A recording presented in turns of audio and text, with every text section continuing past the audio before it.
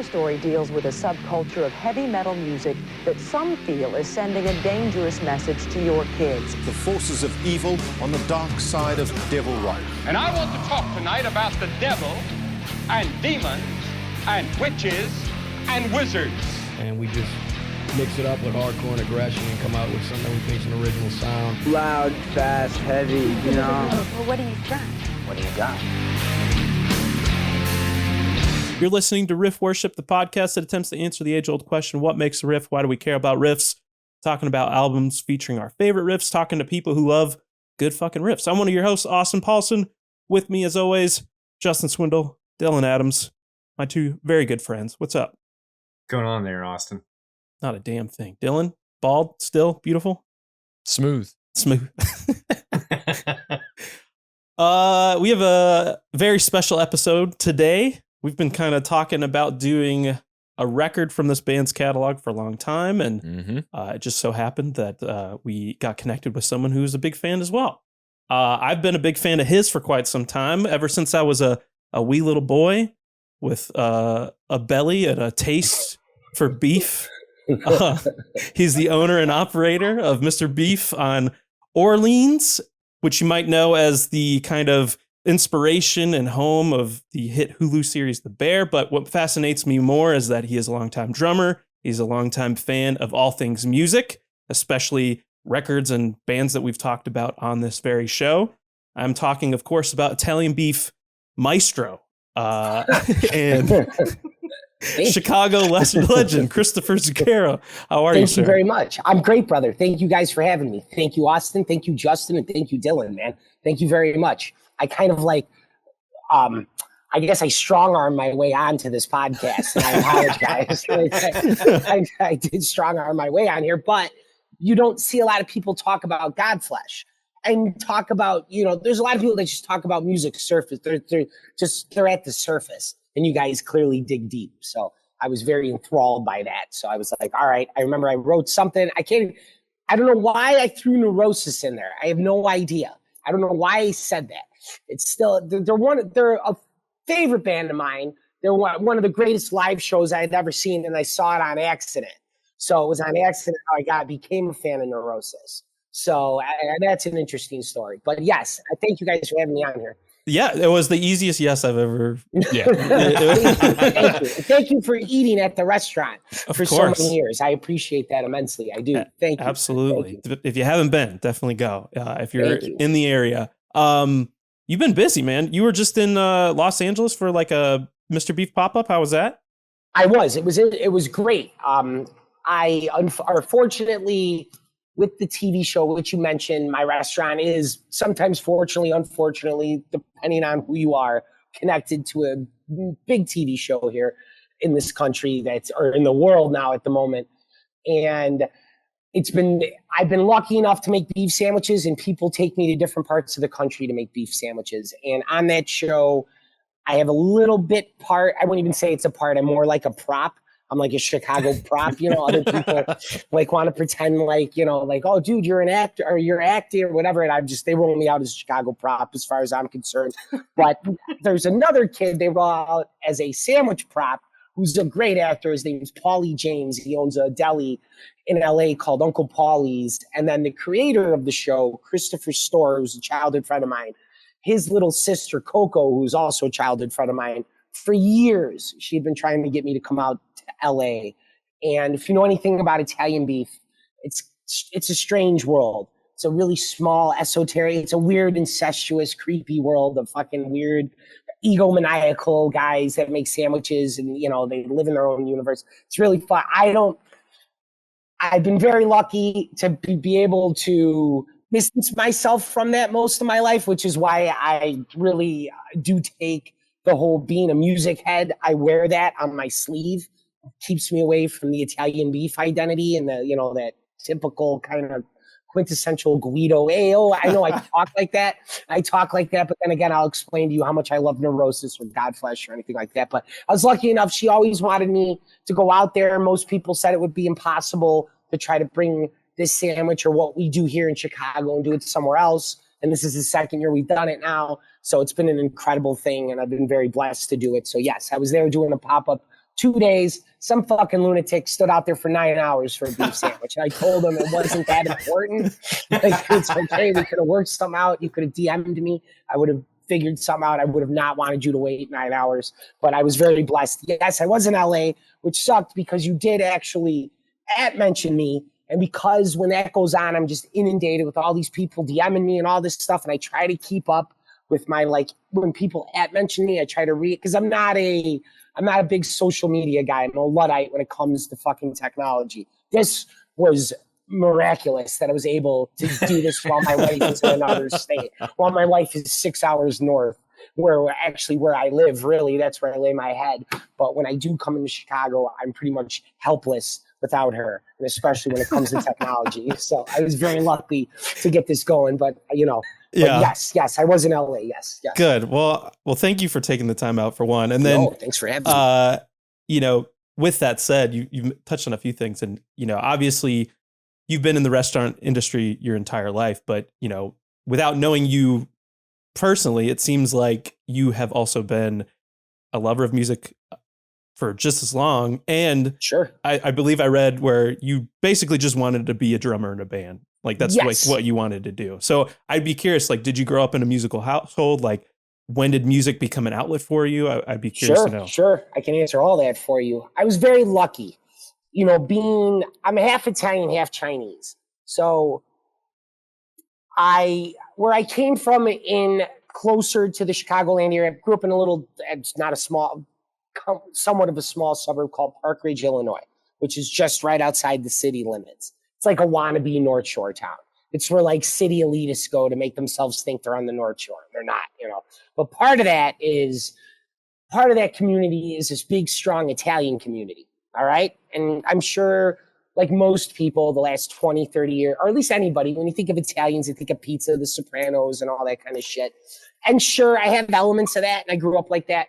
But my father was he was a very unorthodox Italian-American guy. He saw Sabbath in 75, I believe, at the United Center. My dad was a cool dude. So he was a pot smoker. We never smoked pot together. He would beat the shit out of me when he found me with pot. But I could tell you a funny story about the time I took the fall for him from my mother one time. And then that's when I realized, like, oh, fuck, like, my dad's a human. He's just not a dad. I learned it from you, Dad. Yeah, I learned it from watching it. That's exactly it. And I was on the toilet. My mother kicked the door open. So I was like, it was all fucking strange scene. It was a really weird scene. But I was very lucky my dad is a high school dropout. Most likely everything that kind of happened in his life has been luck and happenstance. He's passed away now, but he was an incredible guy. Sure, if you came to my house, you heard all the fucking That's Amore and the Louis Prima and the Frank Sinatra and all the greaseball shit. But you also heard Steely Dan, Black Sabbath, Led Zeppelin, the Stones.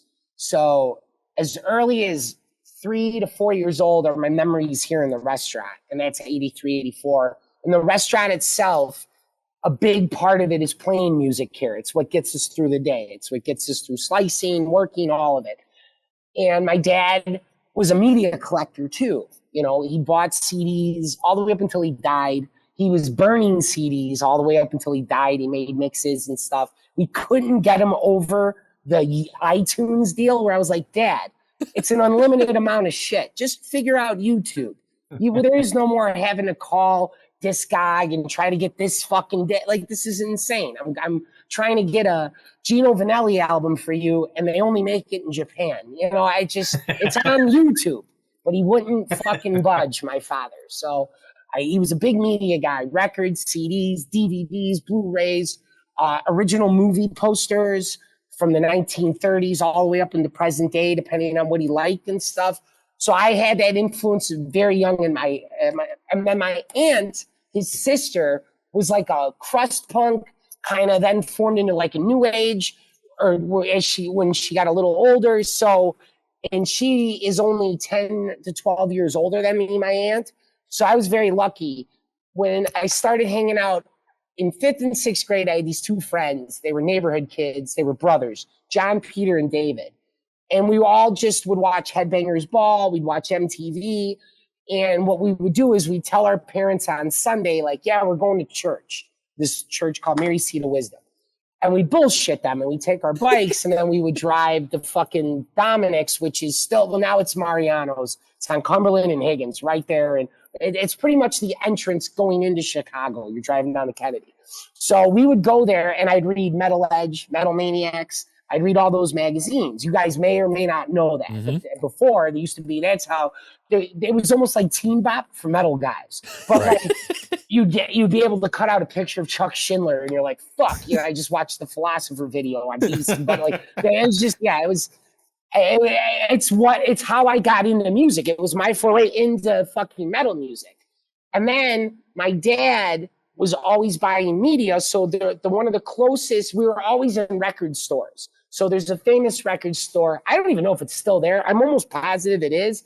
It's on Harlem and Irving in Norwich. It's called Rolling Stones Records. Oh, yeah. Mm-hmm. So, yes. So my dad was there every Saturday and Sunday, every day during the week. We were always there, and there was always music. And my mother is the complete opposite. She has no idea about music. So, and she knows not, you know, my aunt was a big music person, like I said. So I would go and be like, Aunt, what is this fucking goat skull thing? Who's Danzig? You know, and then she would explain it to me and like say, well, this was his first band, the Misfits. Then he was in a band called Samhain. And I was getting all this information at like in 6th grade and 7th grade and stuff. So I kind of like took on that as like, well, yeah, I'm a metalhead. Like, I like this. And I remember the first actual, I never listened to Danzig or any of that shit until I was in 7th grade. It was in 6th grade, I listened to Pantera. And that's what changed me, was fucking Vulgar Display of Power. That was my foray. The year prior, I was listening to In Bloom, I think, and fucking like Led Zeppelin 4 at a very young age because my dad was playing Led Zeppelin and maybe my aunt had Nirvana on as it was in the height of its deal. Then I remember listening to fucking Hostile. And that as a kid, as like a 5th grader, 6th grader, you're listening to that in a house where my parents weren't like, oh my God. Like my dad understood music. Like he understood that. It wasn't going to, you know, I wasn't going to start fucking cutting goats, you know, cats up in the fucking, in the forest and shit. Like but fucking Hostile, Cemetery Gates, This Love, that whole fucking album just blew my mind. And it was weird too, because by that time I'd seen all these metal guys with real long hair, and I had never seen a dude with a shaved head sing, you know, and I was just like, oh, fuck. Like, yeah, I was just, and that's kind of what blew my mind. But what really got me into it was, I think it was the summer of 6th grade going into 7th. I like somehow coerced my aunt to take me to Rolling Stones and buy me Danzig 1.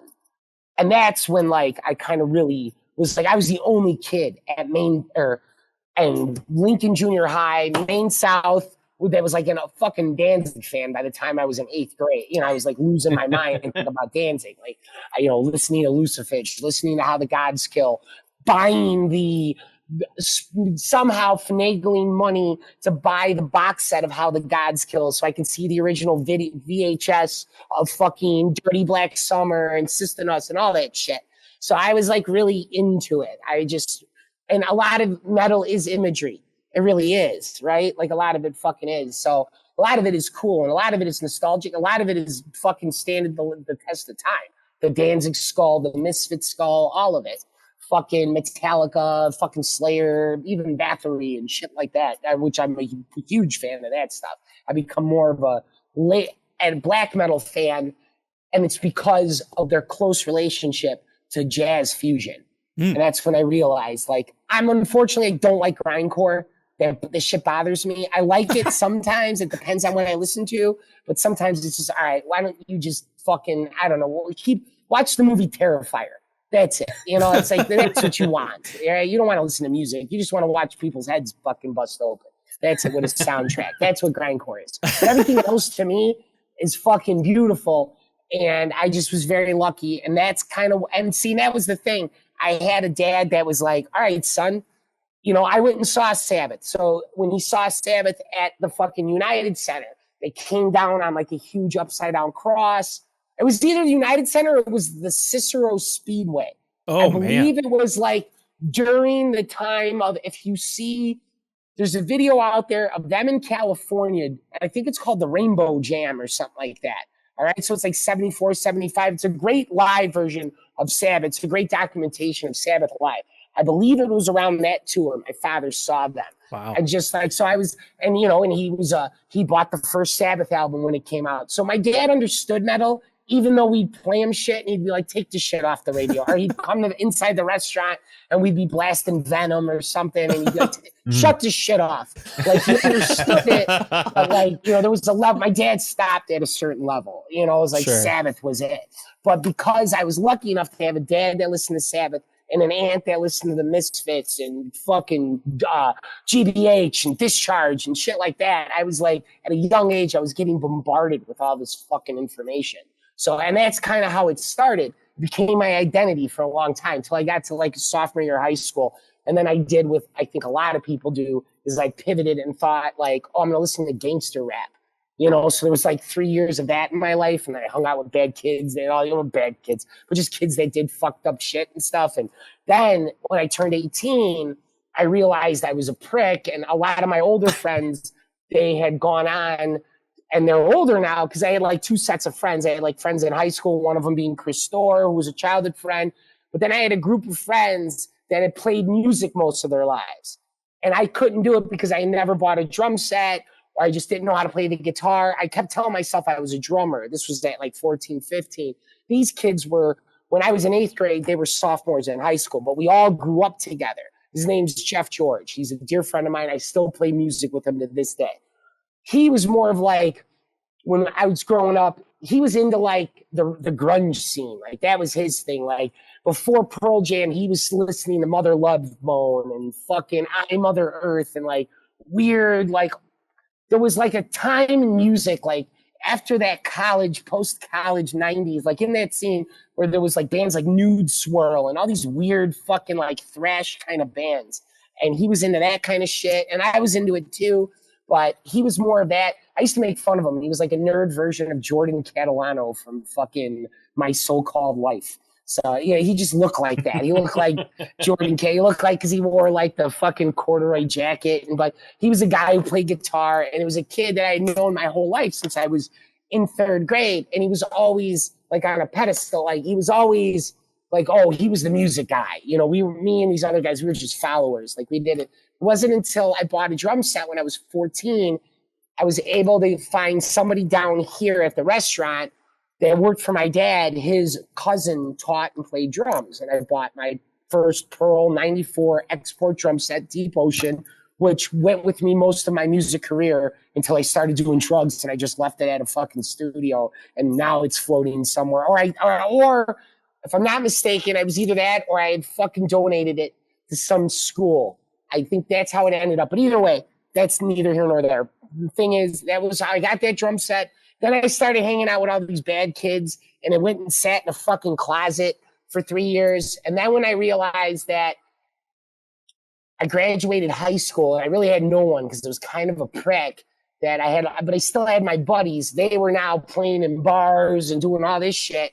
So somehow the drummer they had was like a real kind of fucking, I don't know how you would, he's a very one-dimensional drummer, all right? But I hadn't played in 4 years, so I don't know who the fuck I thought I was. I had never played it, but I just kept telling them I was like so thirsty for trying to figure out what the fuck I was going to do because like, sure, I was going to end up going to Mr. Beef, which I did, but like I always wanted to be, I'd sit in class and be like, I would just do that all day. Like teachers, like didn't matter to me. My whole life was like immersed in drums. And I remember when I bought my drum set, I took it all apart, rims and everything, tension lugs, fucking unscrewed everything, put it back together. I became my like identity.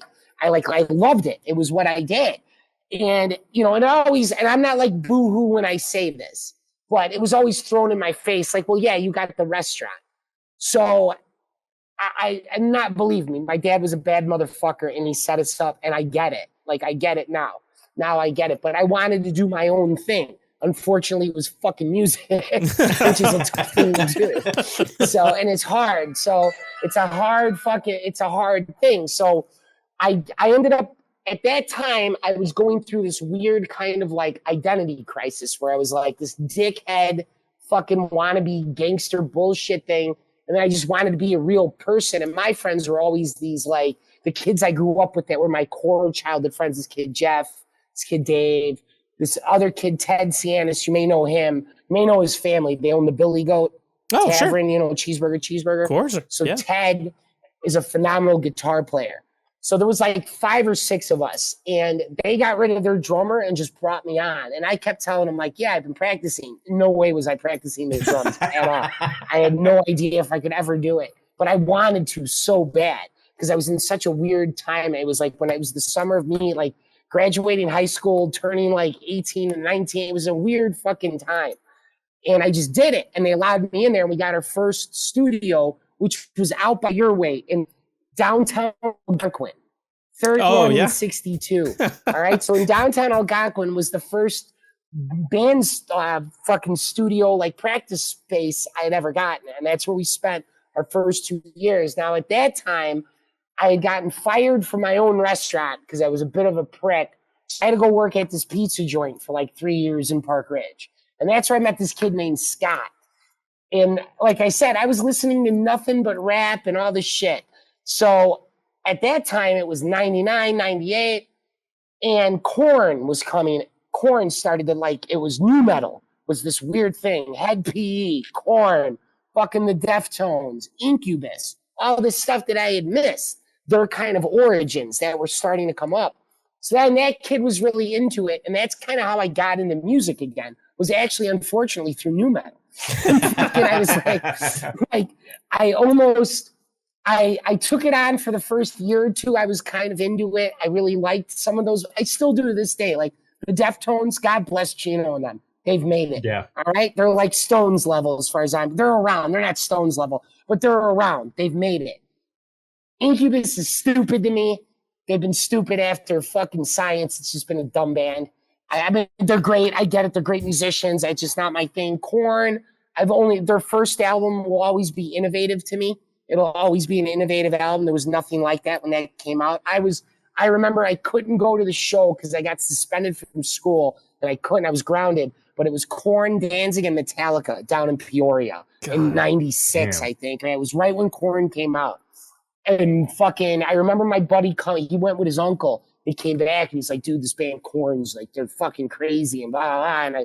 And there really was a different time in music than like Slipknot, System of a Down. That's when System of a Down would play the Metro and they'd be covered in blue paint and shit. I saw that and all this crazy shit. So, but then all of a sudden I started to become very good at the drum. I was shocked at how well I adapted to playing the drums. So then if you are a musician, I truly believe this.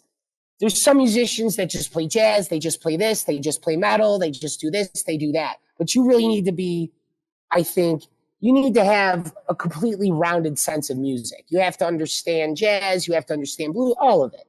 You don't need to understand the technicalities of it, but I think you have to understand what bands influence other bands. And that's kind of something that happened to me. Something happened where that kid Scott that I was hanging out with, it was all just like Limp Bizkit and Incubus. I was like, dude, some of the Nookie came out and I was like, this song's stupid. I was like, this is all dumb. And I was starting to get into like a lot of post-hardcore music. Hum had put out a great album called Downward is Heavenward and all this like other stuff, but I was still a metal guy. It was always a metal person. It'll always be my base. It'll always be my thing. But then I got into like deeper shit like fusion, like Mahavishnu Orchestra and Return to Forever and Weather Report and Deeper and Elvin Jones and Albert Eiler and Johnny Coltrane, all this stuff. I just really got into it. But still at that time, I was still hanging out with that kid Scott and he was a part of our band. And the thing with him was he was a guy that couldn't tune his bass or play his bass, but he spent thousands of dollars on a bass. So while I was going through this, where I was learning, Ted, the kid from the Billy Goat, and he was teaching me how to understand music because he's like he was, even at a young age, he was into like John Zorn, Mr. Bungle, weird shit like that. So we would feed each other like fucking God, what's the name of that John Zorn thing called? Ataraxia, Naked City, all that crazy shit. Like, you know, we're like 1920. This is 2001 and all that. We're going to see fucking Tomahawk before Tomahawk was like, you know, he was really into this. And I was into the Melvins then. I started getting all this fucking crazy music. And so one of the dudes that works here with me is like an old school metal guy. Like, you know how you saw all these young guys in the last like 10 years, they started mimicking like the tight black jeans and the big white big white gym shoes. But he looked like that back in 84. And he got the first fucking Bathory album when it came out and the first Hellhammer album and all that shit. So he's an old school metal guy. He still works with me. His name's Brian Big Country Sanders. So we'd go to a lot of shows together. And if you remember in the Chicago scene in the early 2000s, there was some fucking juiced out steroid hard on that was always in the pit and he looked like Goldberg. And everybody would be like, oh, Goldberg's in here, you know? So Brian would make like a pit because Brian's like a tough guy from the Northwest side.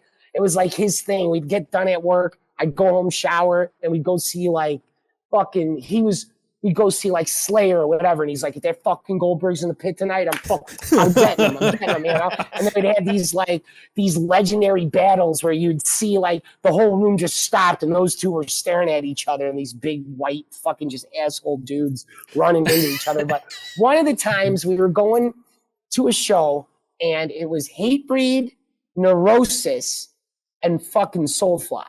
All right. Wow. Now, what a wild bill. Crazy. It was it was 2000, the Metro. You can look it up. You can see it. Because I had to make sure I had to look for the exact date. Because I was like, but it was, and I took ecstasy that night.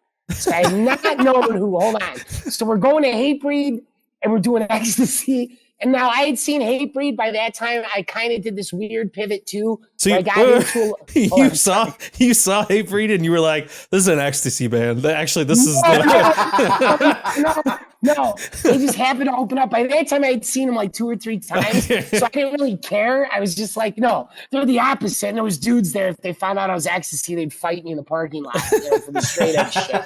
So I was like, all right, you know, and that's for like, I did this pivot too, where I kind of got into like some hardcore music where I never really listened to like, God, what's that? Earth Crisis and Right. Ignite and Integrity and shit like that, Strife. But I liked it because I liked kind of, you know, the militant, like, you know, suburban, I want to be a tough guy deal. I don't like that shit and I'm over that shit. And that's what a lot of hardcore is. It's like suburban kids wanting to be like, I have a story too.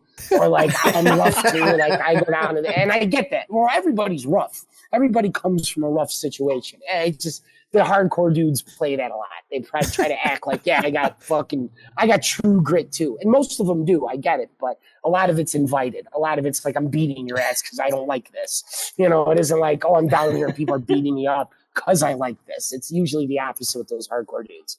But so by that time, I was kind of over fucking, it was like 2 years. I saw Snapcase. I saw another great show before I get into the Neurosis, which changed my life, which was Snapcase, Quicksand, and Deftones in early 2000, or in the winter time of 2000, 99, 2000.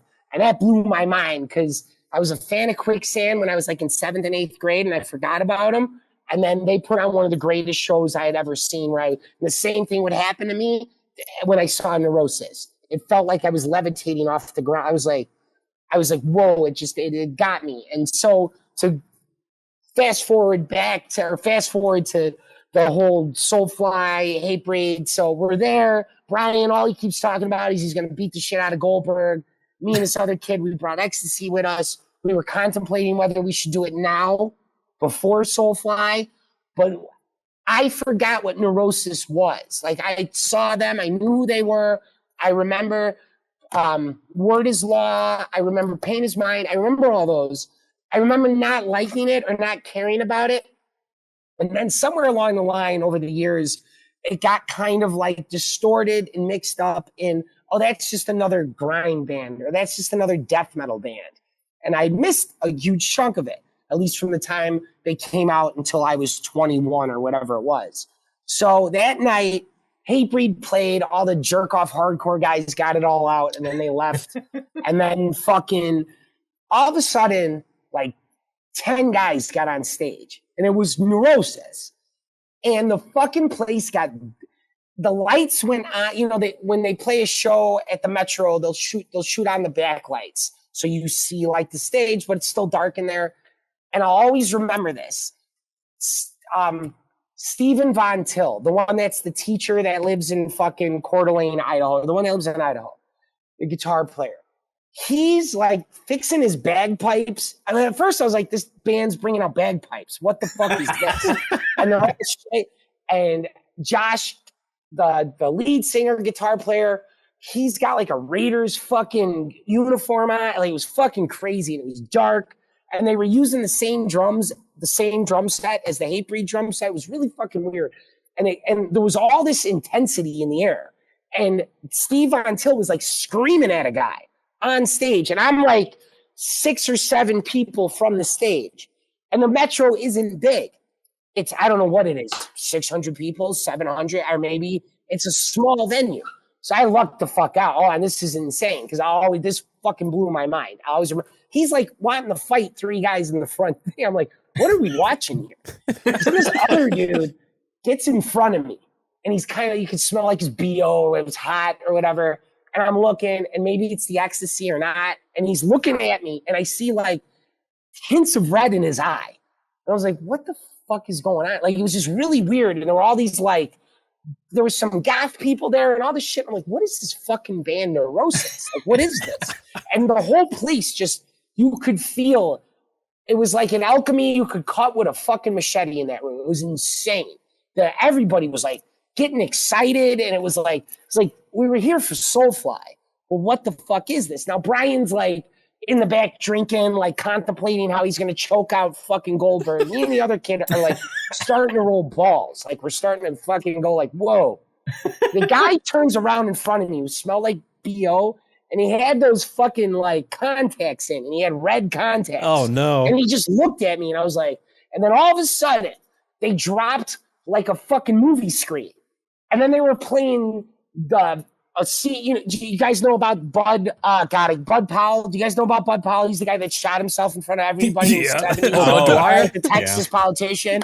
So they're showing that like on repeat. It's just That's fucking crazy. It was crazy. Then they were showing like footage of like Mangala and all this crazy shit, and like weird Thai like statues and all this like what it was the actual. Then the lights dropped, but they were still fucking fighting with like 4 guys in front. So it was like all this. They were trying to set the atmosphere, but all this insanity was going on, and I was like, "What the fuck?"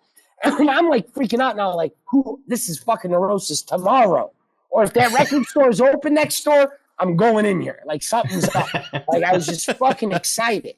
So I'm standing there, and it's like they're screaming and yelling. That guy's looking at me, and it's the beginning of The Light. Do you know the album Times of Grace? Yeah. Mm-hmm. So the beginning of that is an album called, or the beginning of that, the intro is called The Light, and it's do do do do, and it's so they're playing that, and it's like fucking, and it's dead, and they're trying to like equal this. They're trying to get the sound set, but they just kind of, and they're playing all this crazy shit, surgeries, bugs fucking, all this stuff is like going on. Weird, like people's heads getting I don't know. There was a famous thing that used to be on fuckedupshit.com of like a guy from Myanmar. He was like a conductor, some street military guy. Did you ever see it where they like he got hit and he was split in half and he was still trying to like do traffic while he was like his body was split in 2? I don't mean to sound morbid. No. So they were playing that and shit, and I had seen it like a month earlier. That was when you seen shit on the internet, and it took fucking days to get all that shit. So I was just like, what is going on? And then all of a sudden they kicked in with the song The Doorway. And I was just like, I remember me and this kid Scott were like, and nobody was fucking, before the first band, everybody was kicking and doing jump kicks and all that shit. Everybody was locked in on this fucking thing. Like, nobody was moving. They had everybody by the fucking balls, Neurosis. And I was just like, I literally felt like I was above the rest of the crowd. Like, they were just talking to me. Like, that first 7 minutes, 8 minutes of them on stage, and they were late. So that's what what happened was I asked somebody, I'm like, what were you yelling at that dude about? And he was outside drunk, the guy. I was telling them, fuck him, because they were late. And I was like, oh, okay. That dude looked like he was going to beat your ass. He was going to hit you in the head with his fucking bagpipes. That just looked crazy. And I was just, the whole fucking place was just insane. The energy in there was one of the greatest things I'd ever experienced in my life. And I'm an ex-heroin addict. I've had a lot of great things happen to me. I fucking have never felt anything like that in my life. Like, God never. damn. Neurosis hit me like the first time I ever did heroin, John. I don't think it was the same thing. It really was. And I say that sincerely. I've been sober 8 years now, but fucking that changed my life profoundly. Like, it really did. And I know when some people roll their eyes when people say that about music. Like, I seen somebody say that about Hoser a couple days ago, and I was like, yeah, I don't know if that could change your life profoundly. Maybe it does. I don't want to judge. But that whole deal changed everything about music for me, how I accepted, because strangely, I'd end up doing drugs later in life. Like, I wasn't, like, sure, you may think, oh, because of the ecstasy. I would end up doing hard drugs later on in life. So I wasn't a young guy doing hard drugs. I ended up doing them in my 30s. So they became very poetic. You know, when something's meaningful to you, and you can't think, most people don't listen to like fucking Seek and Destroy and feel the same way as if they read Updike or fucking Bukowski or fucking William Carver. You know, maybe they do, but there is something profoundly sentimental, something emotional, something very fucking, it's about, God, what was the word I was looking for, man? I had it written down because I'd seen a word where I was like, that sums up what this band is. Elemental. That's it. It's like an elemental fucking, like, they're an insane band. They're really good. And very few bands are like chapters in books. Like, very few bands put out maybe one or two good albums. I mean, a lot of it. Very few bands, you get their whole chronology and it grows. It fucking grows. And they grow. And I don't think the last two albums were great. I really don't. Like, I really don't. I say that, but I listened to, what was that? The Water Rising. I just listened to, it was a later album. It came, I was around. I actually fucking fucked off his show to go see them. They were playing when that album came out after they just recorded by Albini. They did a show at the Lincoln Hall and I fucked it off for Water Rising or whatever. But I just recently listened to that after my wife said that you had fucking responded and we were going to talk and all that. So I went back and listened to some of their newer albums, the last two new albums before. And I don't want to get into why they broke up. That's none of my business. You know what I mean? It's fucking that whole deal. But they're a band that they grow on you. They grow. It's like watching a good movie. It's like reading. It's like I've read Blood Meridian 100 times. Every time I read, do you guys know that book or no? Do any of you guys know Blood Meridian? Do some of you or no? Dylan, do you know Blood Meridian? I know about it. I know it's an intense novel. I know that much about it. Yes. Yeah. Yes, it is indeed. Indeed. But you pull a lot out of it. Right. Just like Times of Grace is an intense album. You pull a lot out of it. Yeah. The same as In Silver Through Blood. Same thing. You pull a lot out of that album. I didn't listen to, I believe you pronounce Aeon. I remember disregarding that song for many years and then just listening to it probably like 5 or 6 years ago, like for months, just going back and listening to it, just pulling more and more out of it. There's something very emotional with that band. They carry you. You feel their pain. And I don't mean this. Everybody has a form of pain in their life. Nobody's life is easy. I don't give a fuck what it is. Their fucking journey. And that's another thing too. There's something very fucking, there's something very Ernest Hemingway about them, Man in the Sea about those guys. There really is something about that Neurosis. Maybe I'm wrong about that. I don't know if you guys feel that way, but there is something about that, man. Something very Hemingway about all those guys. I completely agree with everything you said. And so much of like what we're talking about, like with the, the lyricism, the themes, like the vibe you get, it all kind of starts with the record we're talking about today, Souls at Zero. Sure, because that was the big change. That was the transformation. And that was something I learned, because then I should tell you this real quick before you get into it, and I apologize. No, you're fine. But my deal is that after we left that show, I remember going Soulfly stupid. Right? I like Soulfly because I like Max Cavalera. Yeah. Sepultura is Max Cavalera is a fucking god as far as I'm concerned. You listen to Chaos AD, you listen to that fucking album. That album is groundbreaking. Roots is a groundbreaking album, but listen to Chaos AD. That's a fucking groundbreaking album for the time. It's an incredible album. So no disrespect. And so was the first Soulfly. First Soulfly is another great album. It was kind of, it's where Max went to, whatever. Fucking that night I went, I'll never listen to any. Head PE is stupid. Ultra Spank is stupid. System of a Down is stupid. Like, they're all stupid. Like, I'm never listening to this shit again. Like, I have to know how Neurosis got here. How did they get here? What is this? So, couldn't find their album anywhere. Happened to be out in Arlington Heights. My buddy Jeff George, who I mentioned, I still play with him and Ted Sianis. We have a studio on the Northwest side. We still jam. We still do it. We still play. It's all instrumental, all improvisational, kind of jazz, metalish, kind of just, jammy kind of shit. Not jammy like Fish, but probably what you guys would enjoy. And we were going, he lived out in Arlington Heights. There was a Record Breakers or Record something, Record Plus. It was next to the Bang & Olufsen on Dundee Road.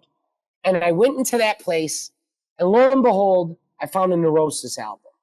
But I was looking for In Silver Through Blood. I wasn't looking for Times of Grace. I did not know what I heard that night. I couldn't tell you what it was. Everybody was like I was so fucked up on ecstasy that I was like talking to somebody next to me. And they're like, dude, I don't know what this is either, but this is fucking awesome. I was like, yeah, this band's great. And I couldn't figure out what it was. So happens the universe always throws you fucking everything. I'm not spiritual, but it does. The universe does. We're all interconnected in some kind of way. All interconnected to this thing. And it threw me something because I wanted it. And I found it, and it was Times of Grace. And I put that album in, that CD player. And I remember I drove all the way out to Algonquin to the studio. And I'm going all the way down fucking Algonquin Road and just fucking listen to that whole album all the way through and just was blown the fuck away by it. Like, that album changed my life. I had to know exactly how they got there and that they were fans of bands like Ambient, Fetus, Skullflower, all these fucking insane bands that my aunt listened to and all this shit that I was able, the Swans, stuff like that. So, and I opened up, it opened up what I think they did, which was they started as a band, like they were clearly influenced by a lot of English crust punk bands. They ended up in a scene which ended up being kind of silly, right? Like Gilman Street, yeah, it gave us a lot of great music, but somehow they went on their own musical journey. And no, it's no different than Locust Star. I think their whole trajectory is that, it's just these wild, everything about Neurosis is primal. That's what I say. And I say this not as like, I'm not their number one fan. I'm not. I'm just not. I'm not. I love them. They're not my favorite. They're in my top 10 for sure, but they're not up there. They're still further away, but I still they mean the world to me for whatever reason, because it was the first time I listened to metal where I was like, wow, like you're pushing the envelope. This isn't fucking, and I think Countdown to Extinction is a great album, but this isn't Sweating Bullets. Like this isn't Five Finger Death Punch. Like this isn't, no offense to those guys. This isn't fucking, which I now take this back, but I was very anti Dark Tranquility, Lamb of God, all that shit, or Shadow, or not Dark Tranquility, Shadow, whatever. All that shit. What's that? Shadows Fall. Shadows Fall. Yes, sir. Yes, sir. Shadows Fall. Wasn't into any of that music until I watched the Randy Blythe documentary, and then saw Lamb of God 2 years ago at Riot Fest. And I was like, those guys rip. That fucking, I take back everything I said. I apologize. Like I do. Like that shit. Well, because here's a funny thing.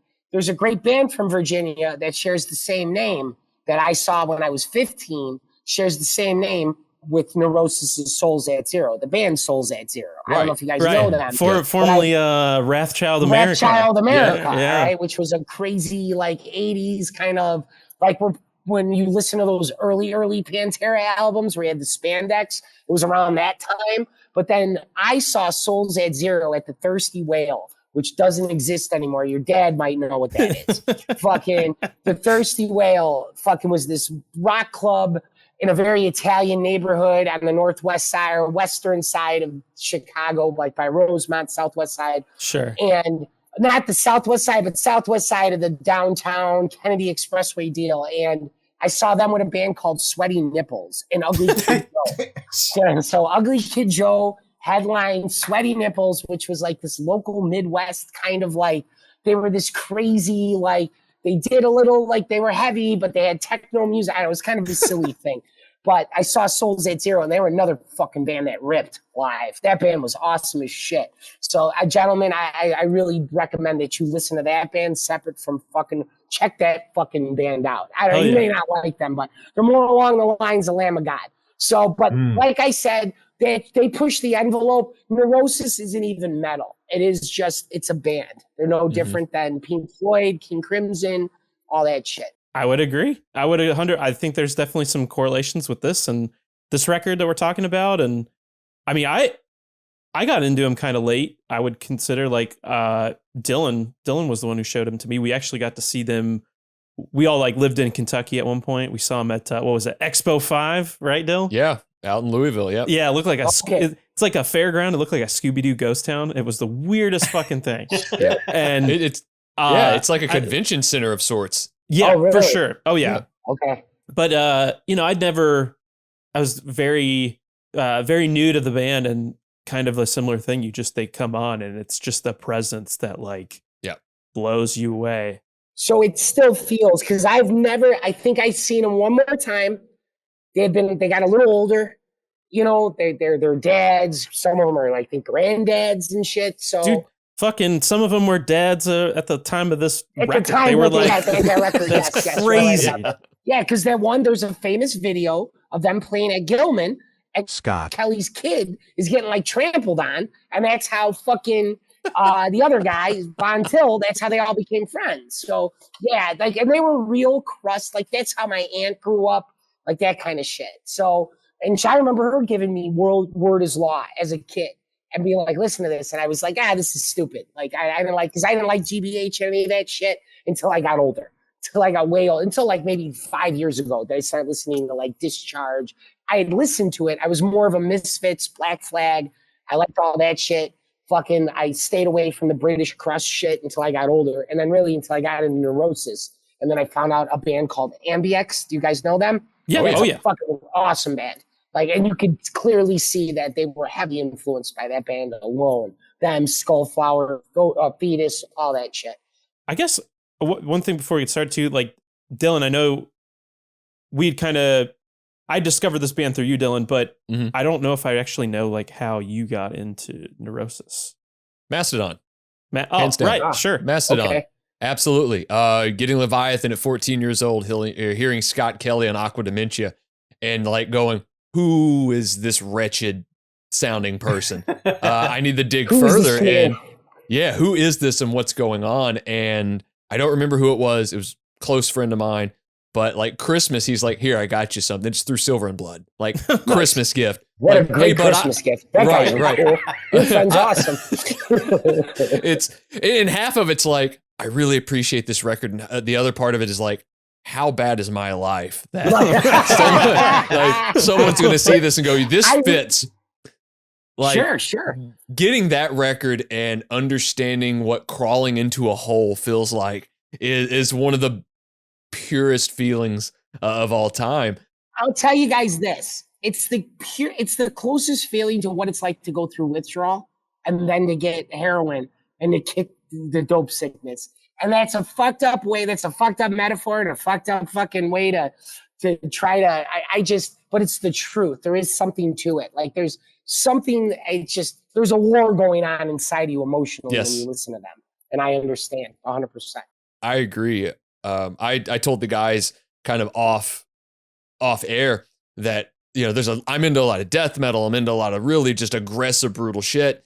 And I still think this is the heaviest band on the planet. Wow. I I won't argue it. There's no reason to. I just think it is they're the heaviest band on the planet because it is a real heavy feeling, right? Like it's all very relatable subject matter, no matter what. Like it draws influence from poetry and life experience and all of these, these great things. Yeah. And it's just emotionally heavy. And no matter what record you put on by this band, there's an emotional weight to it that just doesn't lift. At least for me, it doesn't lift. Even going back and reviewing this record, which I hadn't listened to this record in quite some time, and I put it on and I just immediately felt this kind of wash, and it hits you, and like there's only certain feelings that feel that way, and it just washes, and you just feel blank and beautiful and warm all at the same time. It's a rebirth. It's a rebirth. It's scab. It's the scab. It's pulling the scab off. It's insane. Yeah, that's a great way of putting it. Holy fuck. I'm actually, wow, that takes some balls, my man, to say that to you, because I'm assuming if you're into brutal shit, what's the most brutal thing you're into? What do you think in your head is the ne plus ultra of like, man, fucking this is the most brutal, like, what is it? Burzum? Is it, For me, it's always going to be Cannibal Corpse. For me, like there are bands that have done different things and came before it and came after, but like it's always going to be hearing, George Fisher, whatever. Yes, nothing beats the trifecta of Cannibal Corpse. Just the imagery, the music, the names of the fucking songs, the brutality of the band, like just the sonic sound, the sound, all of it, man. No, I agree with you. Wow. That's ballsy to say that. Sure. I'm with you on that. There is something emotionally heavy about Neurosis that's different.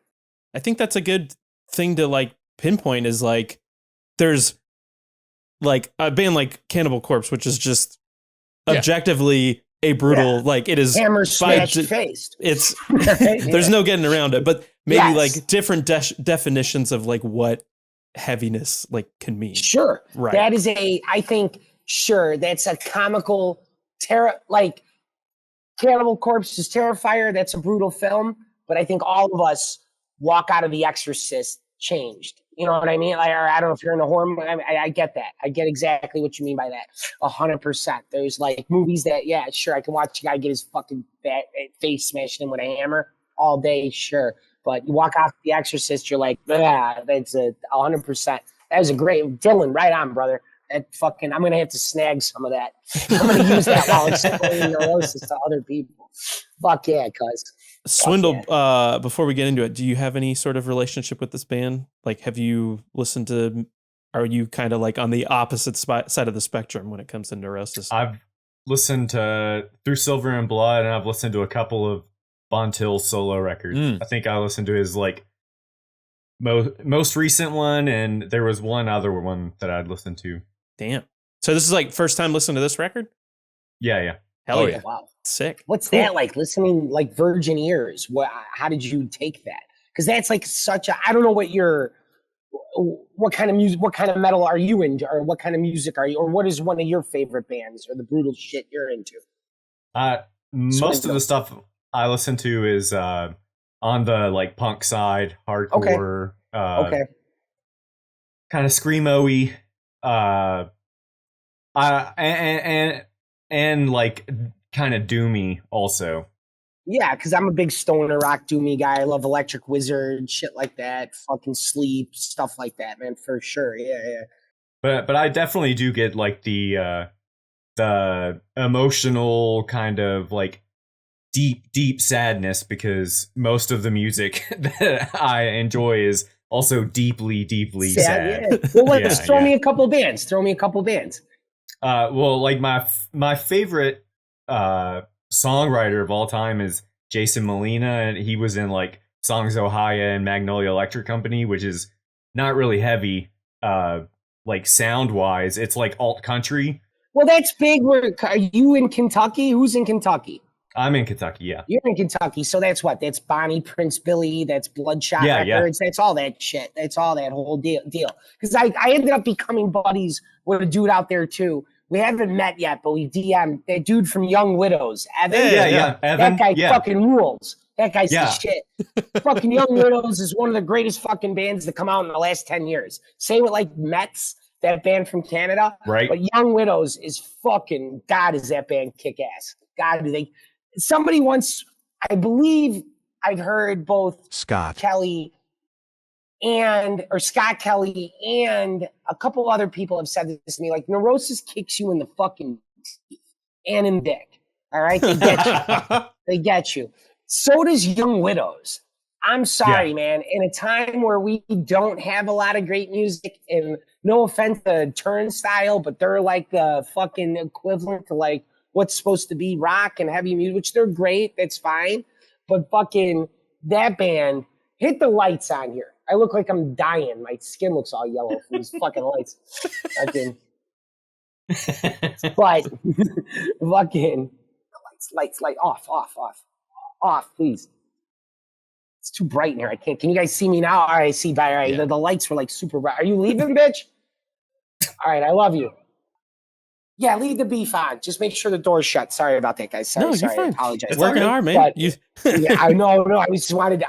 What were we? Oh, Young Widows. That fucking band rules. We live in a time where just our music is just, I don't know, man. It just doesn't seem to, unless I'm missing something because I'm old and I'm missing like, I'm not seeing where it's coming from. It seems like the only people that are making music that we like are guys like Evan, our age. Yeah. That's it. Bands like Daughters, shit like that. You know, it's like, I don't see anything else out there. I just don't see young kids pushing the envelope. At least nothing I like.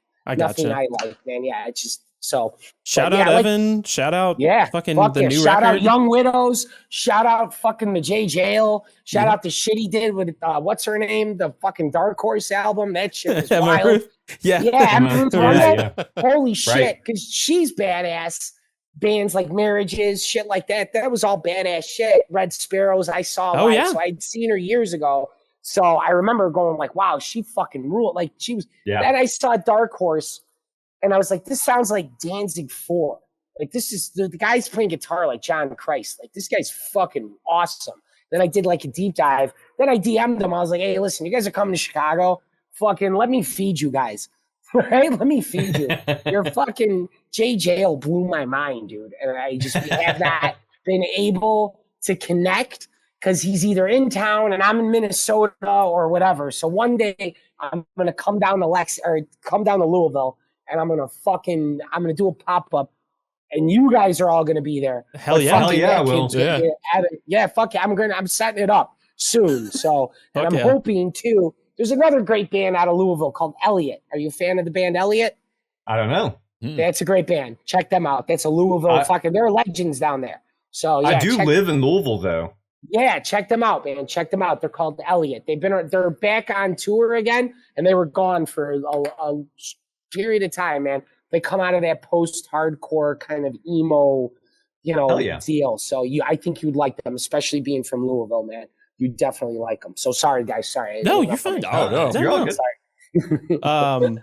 I like everything that's been said. I think we've kind of established the vibe of like how Neurosis can make you feel, but maybe we should get back into go into the context of this band. Chris, you've kind of mentioned a little bit. I mean, coming up in Oakland, they formed in 1985 off of the breakup of another band called Violent Coercion. So it had Dave Edwardson and Jason Roeder. And then they're kind of classic hardcore, kind of crusty punk band. They were together for maybe like a year and a half, and then Scott Kelly joins the band. And so may have released one demo, and then they broke up. Those three guys, they were like, fuck this, we want to do something bigger. They had some grandiose ideas of maybe we can do something more than just hardcore. And so they kind of spent a few months visualizing what that might look like. And that eventually evolved into Neurosis. It kind of started it as a 3-piece. And again, I think maybe they had these big ideas, but they didn't quite know how to make that happen. They didn't know how to execute them properly. Right. Yeah, Exactly. Sure. They did become a 4-piece with another guy named Chris Salter on second guitar in 1986. They recorded a demo in 1986, and then Pain of Mind, which you mentioned, in 87 through Alchemy Records, which I thought was interesting. Just a really random fucking fact about this record label. They worked I think one thing that they're really prone to do is, or like any DIY band is prone to do, is, you know, connect with people in their scene. This is a San Francisco-based label that kind of operated in the late 80s. It was co-founded by Mark Dutram, I hope I pronounced that right, who is the guitarist for the punk band Clown Alley, and then later spent maybe a few years as the bassist of the Melvins. Oh, wow. And then Victor Hayden, who is the cousin of Don, I forget how to, basically he's the cousin of Captain Beefheart. So, Really? Yeah. Oh, what's his name? Don. Don Valet. Yeah, Don Valet or something like that. Yeah. The lead singer from Captain Beefheart. Yeah, Captain Beefheart. Sure, no, So sure. his cousin ran a punk label, and they released the first Neurosis record. They also put out stuff by Clown Alley, the guy's band. They put out the first Melvins record, Gluey Porch Treatments, Rich Kids on LSD, and then Sacrilege BC, which also was another band that featured Dave Edwardson. So maybe that was Dave like that. Edwardson. Yes. I just searched that out not too long ago. Hell yeah. Before I talked to you about David, because there's one great interview with that guy out there, and he mentioned that. I knew about Violent Coercion, but that other one, the Sacrilege BC, was something I found later on. So fuck yeah. Hell yeah. One thing to note too, all these guys are pretty much like fresh out of high school when they do this. Like, and even Jason Roeder's like only 16 years old when they are putting these records out. As Chris mentioned, they're playing 924 Gilman Street Club, classic venue in Berkeley. I mean, so many bands came up through there. I mean, Operation Ivy, Operation Ivy, all of it. Yeah, like a ton of bands. And that band to come out of that scene is insane to me. That's what I love about Neurosis. Yeah. That was a bunch of guys who were like, fuck you, we're not part of anything. This is what we do. They learned how to play, right? Like, that's how they learned how to play. Like, they had this idea. They knew that what they wanted to reach, it's almost like we've set the blueprint of where we want to go. We have the idea. We don't know how to elaborate on it. We don't know how to act on it, but we know we want to be something more than a crust punk band. And I'll say this. I went back and I listened to Pain of Mind recently. Like, it's fine. Yeah, it's not bad. It does very much sound like a group of young guys, like just going and hammering it out. They probably all played off of each other. I know Scott has even gone on in interviews to say that Jason and Dave were already much more proficient at what they were doing. And Scott has basically stated that he plays guitar like a bass. He's like, I play guitar kind of like a bass, but I write good riffs. In 89, I mean, they're basically playing a ton. They're kind of generating a buzz in their local area. They did release an Aberration EP in 89 through Lookout Records. Again, another kind of local label, Larry Livermore of the Lickouts, which featured a like 12-year-old Trey Cool on drums from eventually of Green Day.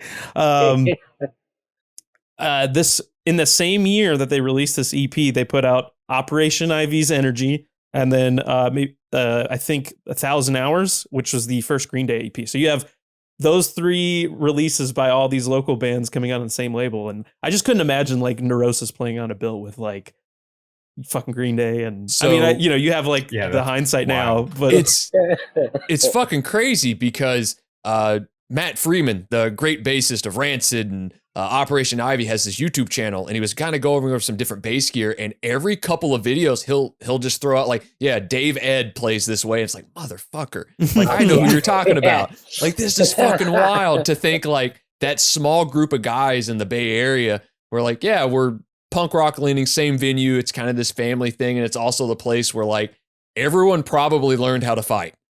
yes, strangely, yes. The music that would the majority of the music that came out there, strangely, it was weird because it did not reflect what that area was like and what it was like down there, according to fucking Scott Kelly and them. I watched a few interviews with him talking about the origin of Neurosis and shit like that. And they grew up in a rough fucking area, if I'm not mistaken. That whole origin of that band was in a rough part of Oakland at a time. And Oakland is a tough city to begin with and still is to present day. So those guys were really in the heart of some shit, man. That comes out in all their fucking songs, that's for sure. Even going from like Hatebreed to Neurosis on the same show is wild. I can't imagine people like wearing checkered Vans and skanking all over the place, and then like fucking Hatebreed comes on next. But like I said, you felt the shift in that room. Like all the hardcore dudes were done kicking their fucking legs, and they all fucking windmilled out of the place. And then everybody there was like, they were Neurosis fans. And like there were a bunch of all the Soulfly bands with our fans were all in the back. I remember that. Everybody stepped back and all these fucking fans of Neurosis stood up in front. And I was just stuck in front. I didn't care either way. I was just like there to see Soulfly. I was there just to do fucking Ecstasy and see Soulfly, I think, for the first time. Because I did think that first album ruled. But yeah, that was it. Yeah. But they're that type of band where I think they can't be pigeonholed. You can't put them in a genre. Right. You just can't. Yeah. You can't. They're musicians. They're no different than Coltrane. They're no different than fucking Beethoven, Brahms, all of it. I really do think that. That maybe sound like fucking silly or hyperbolic, but I really do believe that. Like they're the next fucking generation. They were the next step, the next evolution in pushing sonically music. So 100%. This EP, the last to feature Chris Salter, and as we kind of mentioned, fights being in a rough area, they find their next guitarist, Steve Von Till, kind of through a show at Gilman, I'm pretty sure, where there was a guy who stage dove, and I don't know why. All right, I'll say this: who brings a baby to a show? Someone really heavy. Yeah. A guy that is dedicating his life. That's how he feeds his children. That's Right. a guy who's doing it. That's a guy Fair who's enough. living as a fucking musician. That's it. So- I'm not being condescending. No. It's the truth. There's footage of that show. Like Yes. that Really? show exists on tape. Oh yeah. And Yeah. I found it a couple nights ago, and the first comment on the video is Steve Von Till, 32 and some change. And sure enough, you go, and he's dead front, dead center. And it's right after the whole event happened. So I'm sure like that was once he was pulled off the guy, but apparently that's the crux of Steve joining the band, or Steve becoming the band becoming aware of Steve, right? Scott looks down. This guy's just choking the dude that hit his kid. A few months later, they're like, we need to add this guitar player. Well, I know this guy. And it's Steve. And that's where you see Steve Von Till's got these dreadlocks. You just see his blonde dreadlocks flying around. He's like hitting the guy. You know, it's just, yeah. And then right, is it that they end up finding a new guitar player, and it's Steve Von Till. And then Scott goes, wait, you're the guy that fucking beat the shit out of a guy that was jumping all over my kid. If I'm not mistaken, that's how that all comes together. So that's a brotherhood, man. That's brotherhood shit. That's people, brothers of the same deal, man. That's what happened. That's fucking awesome. So Steve's first release with the band is like a live 7-inch that they do, Empty. It's in 1990, but the first full length would be The Word as Law, the same year, also through Lookout Records.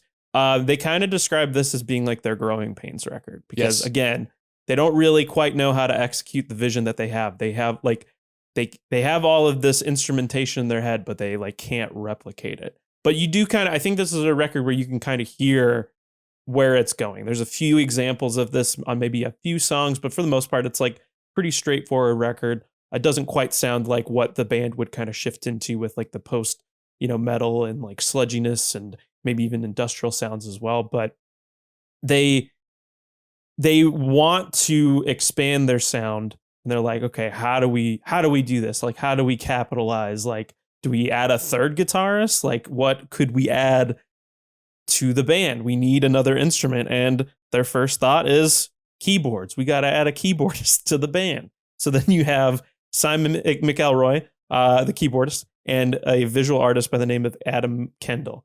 And so I think the idea is that like keyboards at the time, like some of the sampling technology was like, it wasn't like in its infancy, but it had like progressed a little bit. And so they're like, okay, we can get like all of these different like piano type sounds. You can get an organ, you can get a synthesizer, you can get a keyboard, but then you could also capture sounds like out in the environment through, or just like ripped from like a movie, which they have clearly done on this record, and just replicate it into the sound. You can utilize it as a different instrument.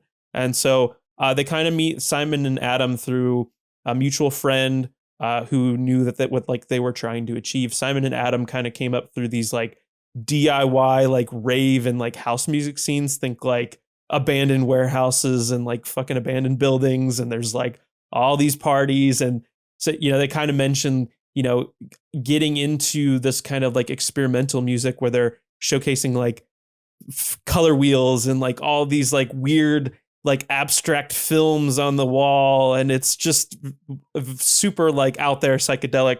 And so they kind of start doing it on their own, and you know, they're very inspired by, you know, bands like Throbbing Gristle and Kraftwerk and Killing Joke and Coil. And so I think through that they kind of really connected with the Neurosis guys that were like, oh, I think that's like kind of some of the stuff we're trying to pull from and implement in our own sound. So they kind of get together and they want to try it out. And so, you know, thus they have this kind of like, they implement this sound, this instrumentation in like stage show with their sound. But of course, being from like the hardcore punk scene, a lot of those people did not take immediately to having a keyboard in a band. Not a lot of people were doing it at the time. So they're like, man, well, you guys like, you fucking sold out, dude. Like, play your fucking Pain of Mind shit. What the fuck? But they didn't care. I don't think that this band ever like was trying to make their fans like feel any sort of way. They truly wrote for themselves. Like, and honestly, they probably got off on the fact that they were pissing people off. Like, truly. If there's one thing we know, it's that musicians love to piss people off. That is true. There's great statements from like the Gilman kind of side too, of like the band got banned from playing Gilman because they added keyboards. And like, Maximum Rock and Roll stopped reviewing them, like the whole nine. And it's just like, that's perfect, right? Like that's the idea. Like, all right, we were the Gilman band for a while. We had built up kind of this reputation of this kind of extreme style band, and let's add keyboards to make it more extreme, but everybody fucking is pissed. Everyone's feeble-minded at this point about adding another texture to this band, and they're just like, fuck it. We're going to be known as the band that got banned from Gilman. So I think they start demoing stuff around like 91. They kind of talk about like their writing process a little bit as well, where like, you know, Steve and Scott definitely come up with a lot of like the guitar arrangements of this band, but they also kind of state that everything's kind of equal. Like every piece of the band kind of influences one another. Like you wouldn't have the same weight of a riff if not for the keyboards, or like the way that Jason's playing drums, or the way that Dave's playing bass. Like they basically dump everything they have, deconstruct it, and then build it back up as a unit. And so that's kind of what we have here. Simon does mention that he wrote all of his own keyboard parts, and then he even wrote out, demoed like a lot of the orchestral stuff that's on this record as well. Like I think they had like a high school friend of theirs, like who played in the band, like the school band, and they're like, hey, can you like come play like violin, and like if you know a trumpet player or all these people, just bring them into the studio or whatever. And they like showed them the demos and worked it out. But for the most part, it's like it's a pretty collaborative effort. Everyone like has a say in, you know, what it does. It feels that way to me. And also that they brought their parts too, which I didn't think. I know for other, because I'm friends with guys that were there and they recorded the last 4 they recorded with Albini. Yeah. So a lot of that was made with them actually jamming out. Where this, they actually had their own parts, which it doesn't sound like an album that were, all right, I wrote this bass part, I wrote this guitar part. It seems like they all collaborated together. Right. From my understanding, they patched it together just like a lot of bands do, where they each bring their parts in. I thought that was really weird because it flows as if it's a band, you know, it flows almost like they were jamming all that shit out. So yeah, I read that earlier today too. That kind of threw me off a little bit because I've always perceived them to be more of a band that just jammed out, you know, that they weren't writing fucking parts out like that. And then work their shit out as like what we used to do. We would jam it out and then work something out of it. Like where they had already created these parts, were writing these parts specifically. I thought was pretty interesting. A new label for the band as well. Alternative Tentacles. Of course, Jello Biafra. Yeah. Dead Kennedys. I guess like, you know, obviously being from the Bay Area, the band had already kind of had a small following. So he had seen them play out as well. They got invited to do a Dead Kennedys cover for like their there was like the 100th release. It's called Virus 100. It's like the 100th release for Alternative Tentacles. And they did a cover of Saturday Night Holocaust where they were kind of doing this at the same time as the Souls of Zero demos. And they like completely just like flipped the shit on the head. I mean, it sounds similar. It's like sparse enough, but it like is bonkers. It's like, if you haven't checked it out, I highly recommend checking this fucking cover out.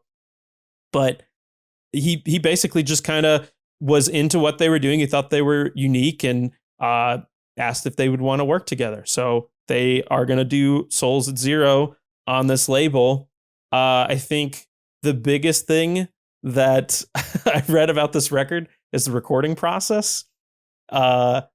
It was not the greatest. They basically recorded this album at Starlight Studios in Richmond, California through February and March of 92. And so this is like the first professional studio that they had really recorded in, but it was like also the only one that they could really afford.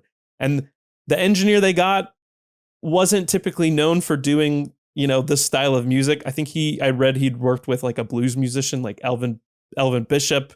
The studio itself worked on like Boz Scaggs records. I think Digital Underground was thrown in there as well. Was it Bill Thompson?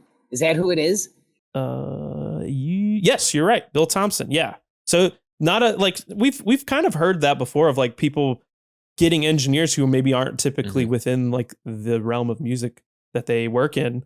A famous one is Nick Mason, the drummer from Pink Floyd and The Damned, which I always think is one of the I didn't know that. Thing. Oh, yeah, wow. Yeah. The Neat album. But anyway, sorry, go on. No, that's rad. Also recorded at the studio, Grandma Got Run Over by a Reindeer. So apparently like there's a gold record on the wall of the studio while they're recording this record. But yeah, so like not your typical place for a band like Neurosis. And so the one thing I think maybe Chris kind of touched on was like they kind of they're not really familiar with like the sampling technology yet. So they are kind of having to piece it together in a weird way. They decided that because they had to sequence everything through the sampler, they needed to use a click track, which they weren't prone to do typically. So it kind of came out a little robotic. It doesn't, I think they tried their best to like make it sound as organic as possible, but they used a click track on this record and they had it so loud in the headphones while they're recording, particularly Jason's recording the drums, it bled through on the mics. And so then when they're in the mixing process, you can actually hear, they could hear the fucking click track come through and they had to like completely like fuck with the drums. Like I think they gated them and then had to go back and add reverb. So it at least sounded like a drum set. So the perspective of that click track being that loud, and there's another bit of information just to kind of put it in perspective. It's the fucking kick mic that's picking up the click. So that click is loud, right? Because the kick mics are picking it up. And could you just imagine like Jello in the room with like all these hard looking dudes from like Oakland going, where's the fucking click? And going through every single track. Like, fuck, it's there. So Bill apparently did not have the best hearing as well. So they were like kind of trying to mix it. And they're like talking to him behind his back, like, hey man, like, can you do this with can't even hear him. Like they were like, we need help. So they call up Jello and like, hey man, can we just get a fresh pair of ears down here? And like, we need help mixing this thing like bad. So he does come down, he helps them kind of finish out the record. And that's ultimately the mix they went with. But it was just like, they did not go back to a click track ever again after that experience. So Chris, you're a horror movie fan? Mm-hmm. So yes. The one thing that definitely always like fascinates me about this record is the fucking cover. Like it looks, like the fucking Wicker Man. And it is. They were obsessed with that movie, Steve Von Till, obsessed, but they wanted to use like a still from the movie itself, but they apparently would have had to pay like thousands of dollars to use it. So what do you do if you can't? You create your own Wicker Man. Yeah. They build it. They bring it to some beach in San Diego and then just set the fucking thing on fire. And they took a bunch of images and, obviously they were able to do it before it actually just toppled over. But yeah, I love, I was a fan of the movie from the 70s. So like, I think I had seen it before I like really dove into this record. So when you see it, I'm like, That's the wild. Wicker Man. Yeah. Yeah. This band's into the shit that I like, and Sure. But at least they know no animals died Yeah. for the cover, Right. unlike the movie. Yeah. Oh, yeah. Oh, God. but That's a silly movie, too. I mean, it's a good movie, but it's a silly movie nonetheless. I feel like that Ari Aster film, too, all that was a modern day fucking Wicker Man. Yeah, Midsummer. Sure, right? yep. Yeah, Midsummer. Yeah, is yeah. the same oh, difference. 100%. I mean, Yes. well, I like the newer one with like Nick Cage is so Oh, fucking then, yeah, different. well, anything with Nick Cage rules. But even but if that it's old shitty one, rules. that old one is like so like when they start breaking out in the songs and shit, I'm like, Oh, what is yeah. what's happening, dude? Like this. Who's the main actor in that? Richard Burr, or who is that? Oh, it's I have it in here somewhere. I don't actually. I know it's directed by Robin Hardy, but James Brolin or something like that. It's yeah. but it's 70s film. wild movie. And you Christopher find Lee. out that a lot of those guys, like a lot of the stuff they use, is pretty interesting too. They take a lot of shit from literature. They're big fans of the guy that wrote Blood Meridian. God, I can't think of his name. Cormac McCarthy. Yeah, Cormac McCarthy. Yeah. Yeah, they're big fans of that, man. I think there's some stuff in one of the albums. They put they take a lot of influence from that book in one of their songs. I don't think it's Souls at Zero, but they have a lot of interest. They're into a lot of interesting shit, horror films, literature. Maybe a lot of metal bands are into that, but you don't really see it. It doesn't come out through the music like Neurosis for sure. Totally, because I mean, you listen to this record, and you're absolutely right. I mean, I am not smart enough to know like right off like from listening to this record that it has like Carl Jung philosophy pieces or whatever. Like I'm just not going to know that. But when I hear some of the samples on here and it's like taking from literature and taking from philosophy and all these different speeches, I'm like, what is that? I have to know what it is. I'm going to like try to at least seek it out. And maybe that like starts the path down some weird fucking rabbit hole, but it's all over I mean, there's so many samples on this record that like you can't even hear all of them, but the ones that do come across, it's like, man, who are these guys? Like, what are they doing? I mean, that's how I got into Alan Watts was through Neurosis. One of the, I believe it's the song "The Eye" or something like that. They use a speech from him, man. So yeah, they're an interesting crew of guys, man. I'd love to pick their brains. Fuck. So we kind of covered the backstory. We've kind of covered the production, the recording of the record. Shall we talk about it? Shall we dive in a little bit? Chris, had you listened to Souls at Zero in a while? Like, are you? I did. I actually, when you had brought it up, I hadn't listened to it in probably 2 years. All right. It was some of the earlier Neurosis albums. When I got into Neurosis, I kind of left them to the wayside and I was more into like just In Through Silver Blood, Enemy of the Sun, stuff like that. I stayed within that, like, and I didn't go back to Souls at Zero until maybe 10 years after owning Times of Grace. And that's when, I guess, like I said, you can kind of see, you can really track their growth. Because you can hear in those first two albums, you can hear them leaning into more spacey, jammy music. Sure, the bass is like, the bass of it is just thrash kind of punk rock, but you hear them. You hear the time changes, you hear the slowdowns and shit.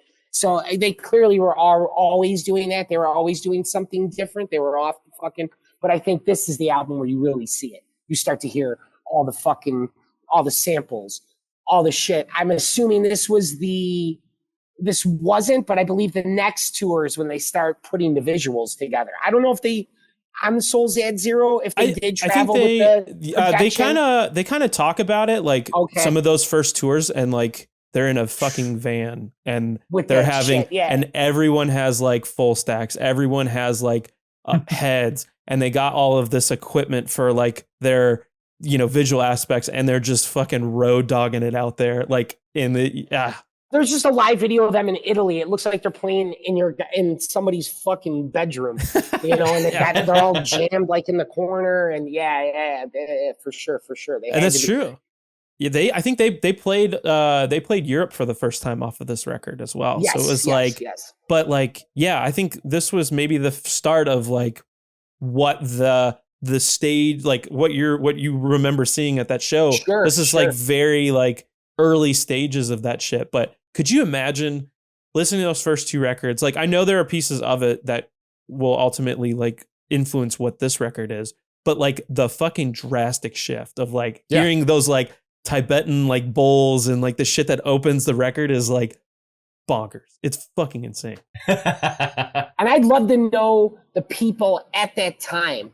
Yeah. What they were into, the fans that just made that fucking change where they were like, wow, this band's it. You know, I'd love to pick the brains of all those people that are in that fucking room in Italy when they're playing and it's like 92 or whatever. And you're like, what's going on at 92? What's big at that time? Nirvana, fucking Dave Matthews, all this stuff's coming in. And then here's this band, Rage Against the Machine, all of that shit. Yeah. Dookie, right? Isn't that Funk, all that starting to come out? Yeah. So here's this band that's changing the fucking tapestry of music. And, you know, and all those bands, they never get the recognition they deserve. You know, there's the ones that really, you know, they just, you know. But anyway, yes, go on. Sorry. It's, yeah, great album. Great fucking album. Great album. Swindle, what do you think? What were your initial thoughts? Like what stuck out to you about this album? It's nasty. When we were messaging off air about it, like it's you saying that the guitarist brought riffs to practice surprised me because much of the album doesn't seem driven forward by guitars. It's not like, oh, here's a riff.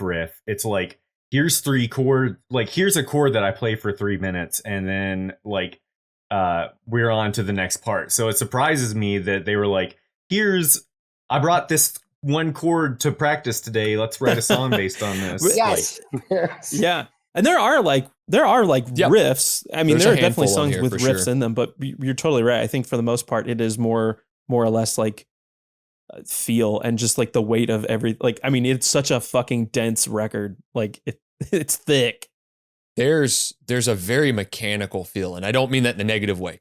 There's a very mechanical vibe to this record with how the riffs that are on here come out and are played and are approached and how they affect the rest of the way the songs go, and they work well with the samples. I mean, to talk about like To Crawl Under One's Skin, the scream samples that are throughout the entire track that are just bone chilling, right? It's a nightmarish hellscape. It's like it's like cosmic horror, but it's real life horror. Sure. I mean, you hear that and it's all over this record. It's the vibe of this record is ill.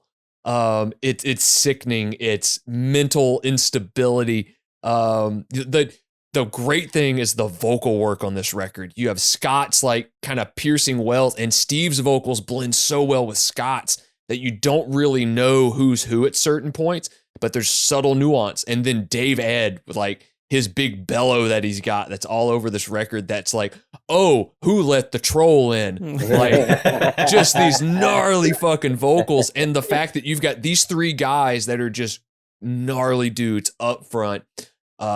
Jason's holding the clock. Like there's some flourishes on the record too here and there, but he's just holding it tight. And obviously having the click probably kind of hindered him a little bit from being able to flesh out some things. But like overall, there's this weirdly robotic kind of vibe to the record that's cold, and it fits with the whole ambiance of the record. The first song, the drums are crazy. They're like keeping 16th notes either on the hi-hat or like tom fills like the entire time, and every other instrument is like a crawl. It like kind of makes no sense how fast the drums are playing compared to every other instrument, but it's wild. It's a wild drum part. Yeah, Chris, as a drummer, do you have like any take on maybe the playing of this record or just Neurosis in general? Like, no, it's just one thing that Neurosis does. I'm going to touch what Dylan said too. Like they've always done that well, kind of meshing their vocals together, and you don't know, and it's coming at you in all different ways, and they're kind of catching each other. It's amazing. But the drumming, his drumming to me has always been very just, there's nothing, it's not like, you know, he doesn't throw fills out like we'll say like Lombardo or like Billy Cobb, you know, something like that. But he keeps time, and that's it. He's the clock, man. And I think there's no reason to focus. You're not a drummer in that band. You're a part of Neurosis. You're carrying that. There's no need for you to throw a fill here. Just make sure that all these other parts, it all comes together properly. And that's what I think. Like Jason Roger's a great drummer. He really is. I've got to see, like I said, him probably. I think Times of Grace was like when they were at not their pinnacle, but they were that's when they were really pushing. Like they were trying to make a fucking run for it, or at least they were getting some kind of little bit of coverage there. They were. I think when I seen him, I remember him being very. Not boxy, but he didn't deviate from the groove. Like that was it. He was just holding it together. And I remember that. Plus he was using somebody else's drum set. And I remember thinking like, wow, how does that change you? Right. You know, you have to use somebody else's set. They set it up for him. You could see. And there was things I remember he was like fixing it while they were playing, but there was so much shit going on. It didn't matter. And that's the thing about him. I don't think you don't need to be the loud guy there. You don't need to be the show off in that band. Everybody has a fucking specific fucking job there. I like that. And what you kind of mentioned earlier about like, I think he definitely plays into like the primal aspect of the band for sure.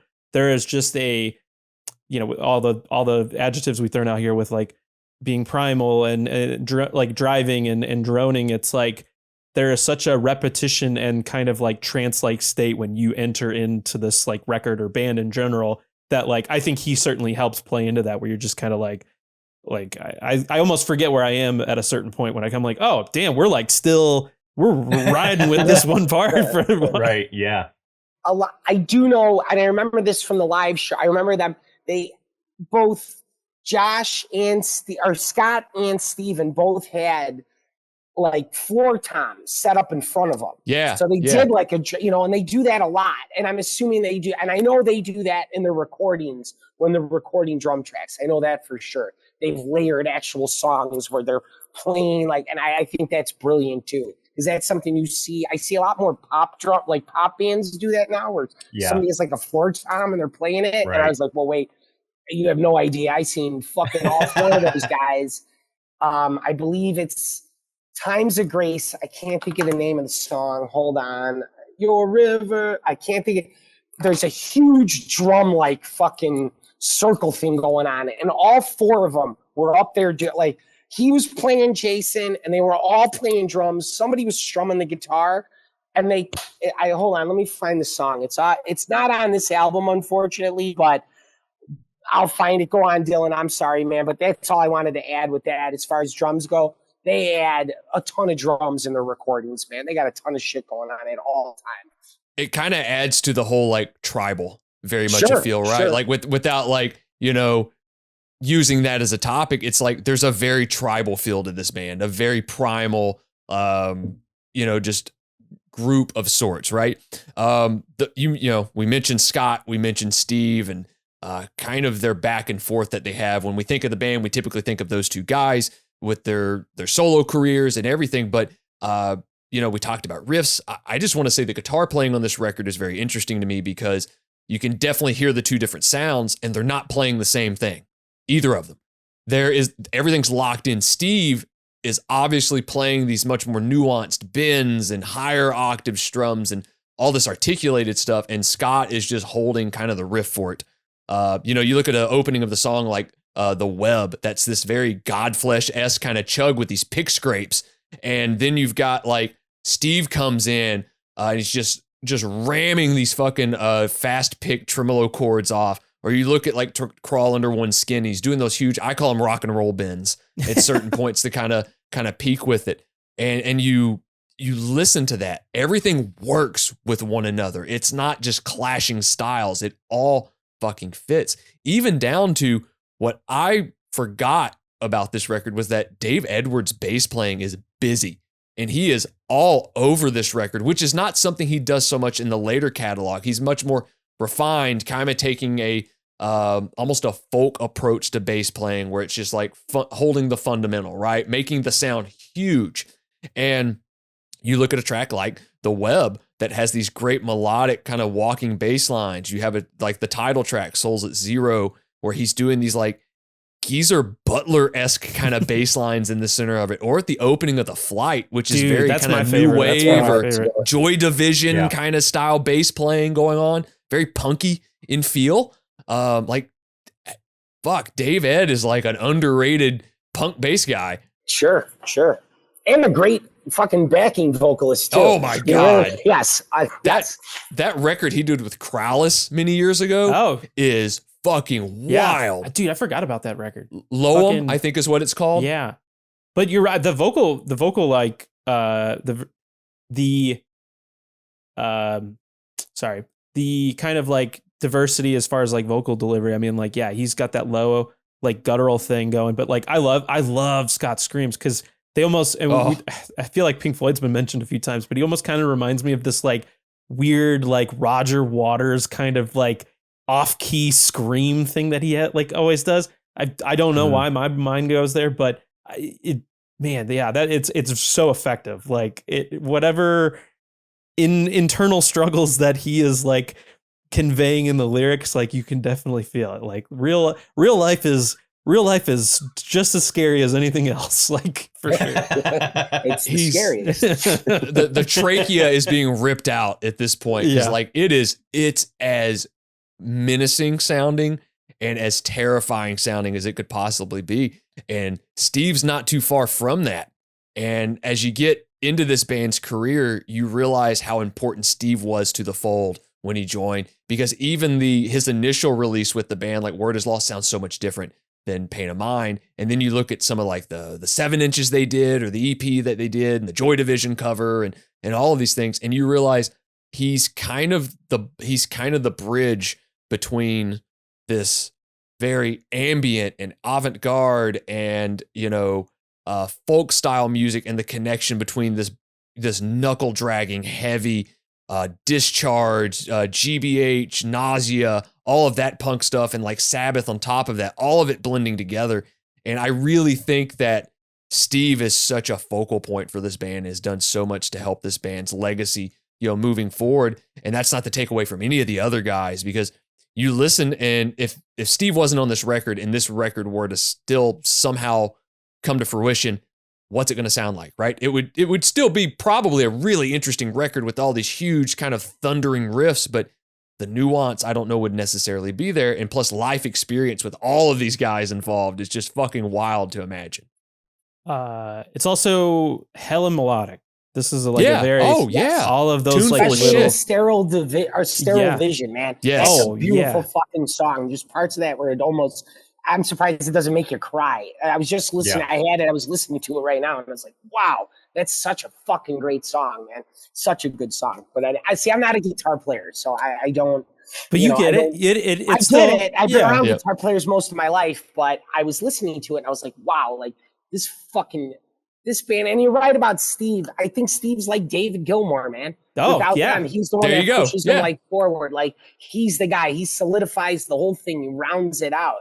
And there's something, which is why he's continued. That Harvestman stuff is all amazing shit. I think he's the main factor in that band. He's a big part of that fucking band, man. He makes that band for sure. He's got like a croon that is so fucking, it just registers on such a guttural level. Obviously the production on this record is hit or miss, right? But there's one song in particular that always sticks out to me because it does feel like the rawest song on the record, and it seems very stripped down. Takanase is very like organic sounding. It's heavy as fuck. And just knowing like what it possibly could be, it does seem like it's a blending of a couple Native American words, which the band kind of went on later on and drew a lot of influence from. With a lot of their imagery and all the designs on merch and so on and so forth. There's the sample in the beginning, I believe is like an indigenous, I don't know the tribe. I had it in my notes. The tribe where the word Takanasi, how do you pronounce that word? Is it Takanasi? Dylan, do you know?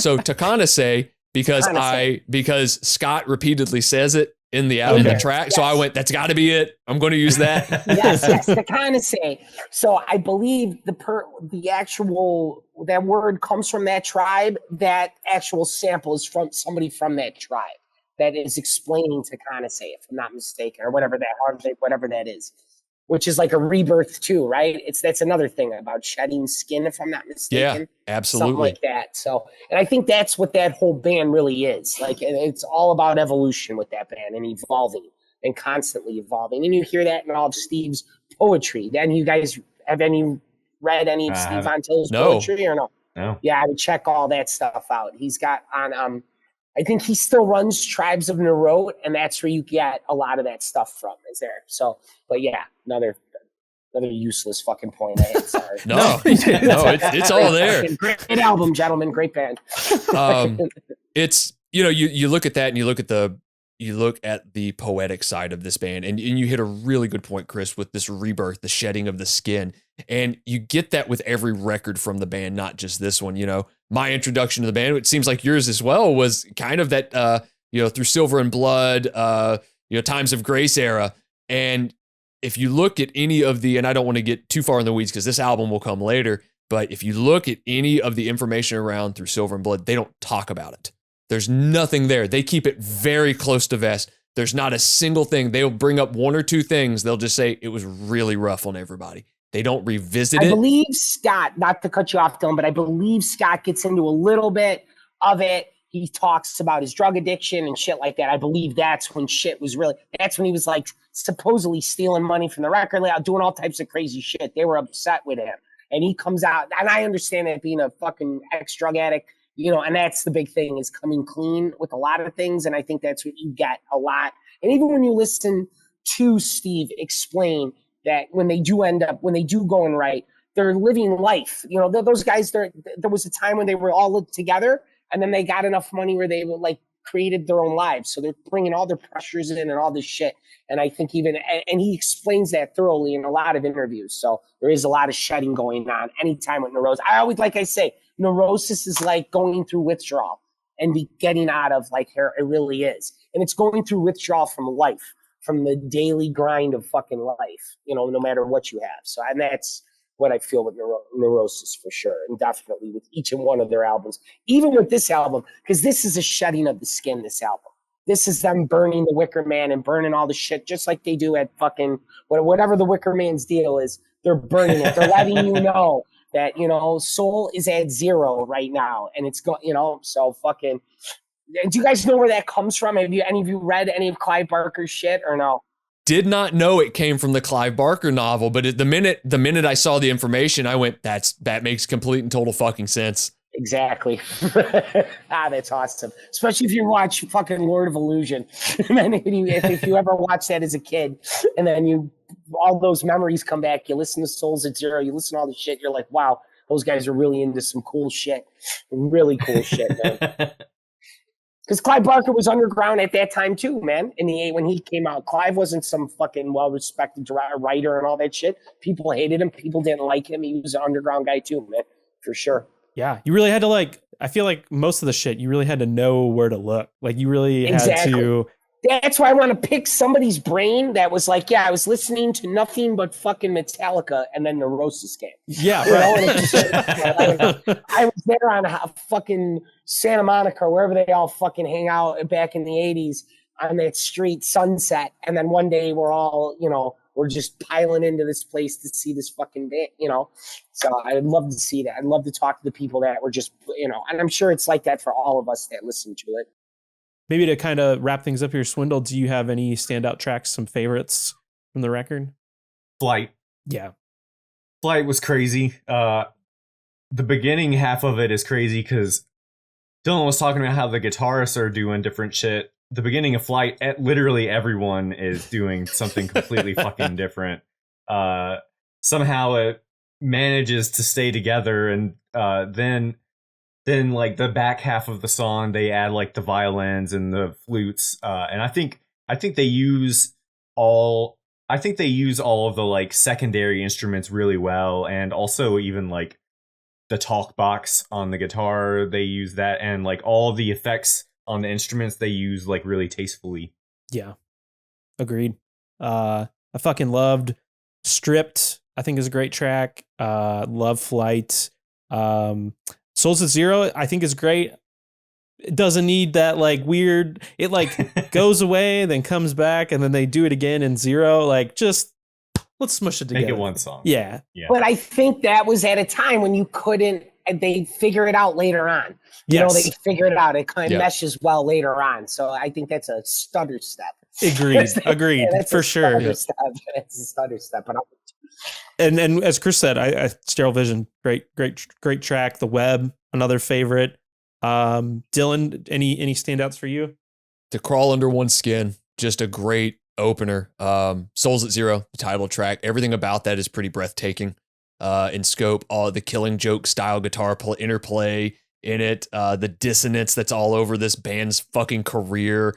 Takanase, just how it fucking ends. You know, this is one of those bands that's really hard, especially this era of this band. It's really hard for me just to go, oh, I like this track more. It's fucking hard. It's Souls at Zero is probably the biggest standout for me, because anytime I hear that, like, the emotion that just hits me when hearing that is like, you know, peeling the hair out of my body. Like, it is just all, you did it. Fucking, every fucking neuron in my body, every fucking atom is just like on fire when I hear that song. And it's like, oh God, what's going to happen now? Is someone going to hit my fucking car when it's parked? Like, what's fucking happening? And then like, just this record leaves me going, what's fucking next? Yeah. Chris, any standouts? Sterile Vision stands out to me, and it stood out to me today. We were listening to it, we're blasting it. We got a line out the door, we're like trying to figure out. And that happens. I have this huge playlist, and it's got everything I'm into. Neurosis will pop up, Hellhammer, all types of shit will pop up. Sterile Vision. There's something in that song. I forget. It's kind of in the middle of the song, and it changes. It's a chord progression. It sounds very familiar. Are any of you guys familiar with John Abercrombie? Do you guys know who John Abercrombie was? Do you know Bill Frisell? Pat Metheny? Yeah. All right. Abercrombie's one of those guys. He did an album called Gateway. It was him, Stanley Clark, it was him, Ron Carter, and the drummer Jack DeJohnette. And it just sounds like fucking Abercrombie's playing guitar in the middle of this fucking Neurosis song.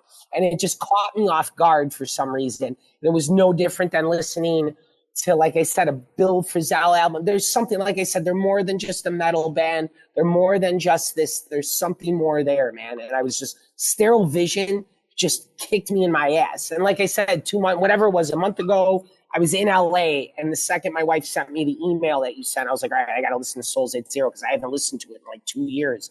And I got into it again. And then what I also realized is that this is where it starts for them. You know, like you think about In Silver Through Blood, and Times of Grace to me are their fucking albums. Like, those albums are like the albums in their whole chronology, their whole deal, man. But something about this album is there's something beautiful about it, because you know it's changing. There's like a change coming. Like I like listening to Pain, and I like listening to Word. They're all great albums, but I love Souls at Zero, because there was nothing at this time. Even the Melvins weren't doing shit like this at this time. So I wish I could be there fucking for it. I wish I was there. I wish I was on the fucking verge of watching these guys come up, because it had to be incredible. So, but Sterile Visions, man, that song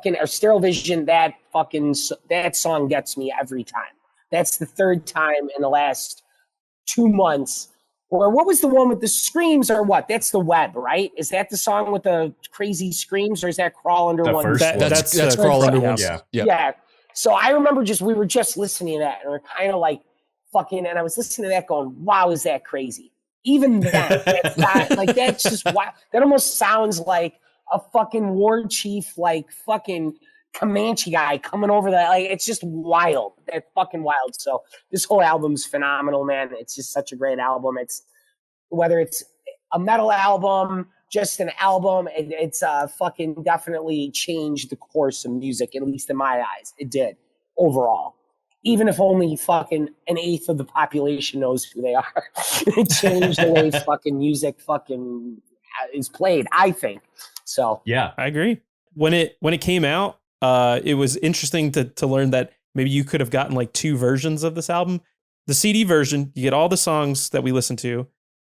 Double LPs, expensive. So they took 2 tracks on the vinyl version of this when it was first released. So you couldn't hear Flight and Sterile Vision on the original LP pressing of this album. It wasn't until like later that you would get like, probably like reissues like on double vinyl. And I think all the digital versions Even of the in album. the final mix with Jello, those 2 weren't involved in it? It was just, I think it's just too long for it Okay. to be pressed on a single record. So yeah, you had to get they were both released at the same time, those different formats, but only one of them had all of the songs. All of the songs on there. Wow. Right. Yeah. That's another thing too that a lot of bands didn't do was the length in songs.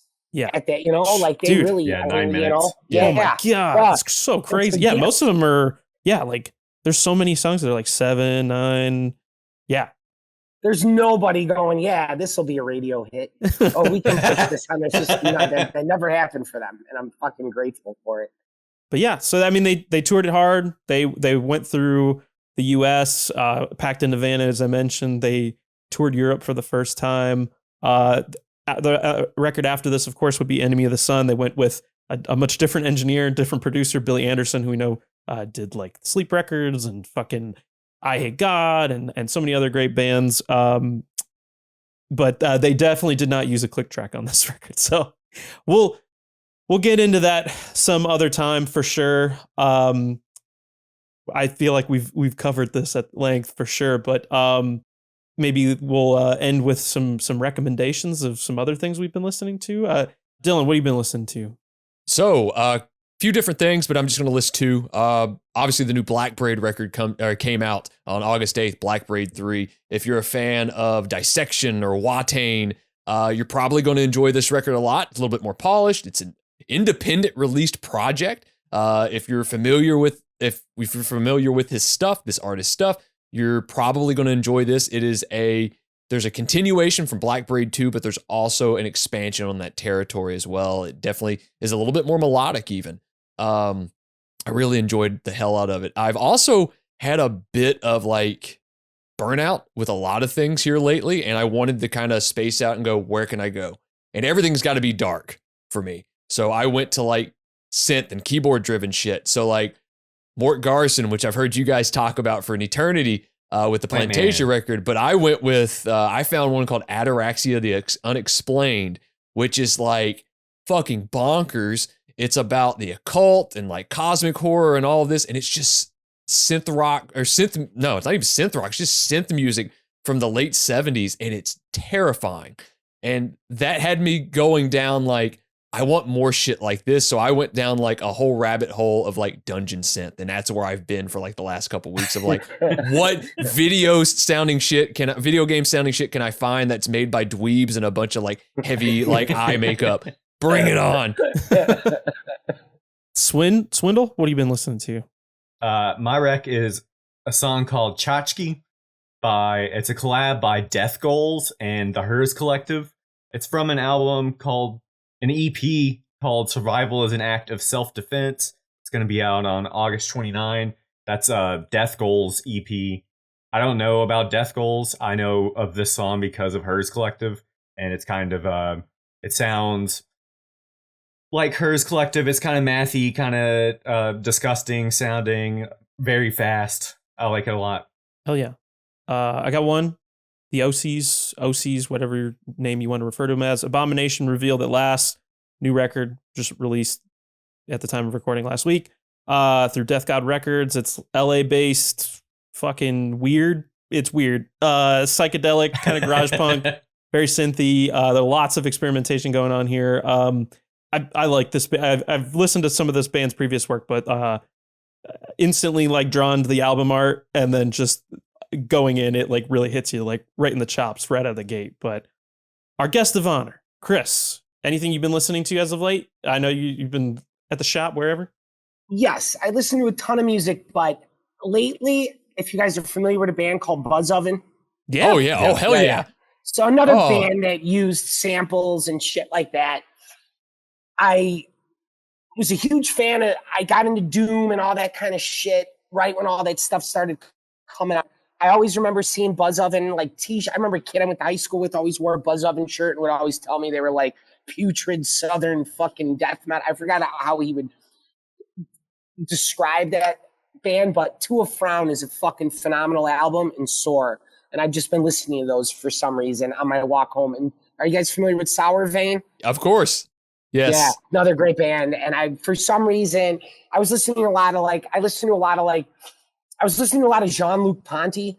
All right. I like a lot of like improvisation. I like a lot of jazz fusion.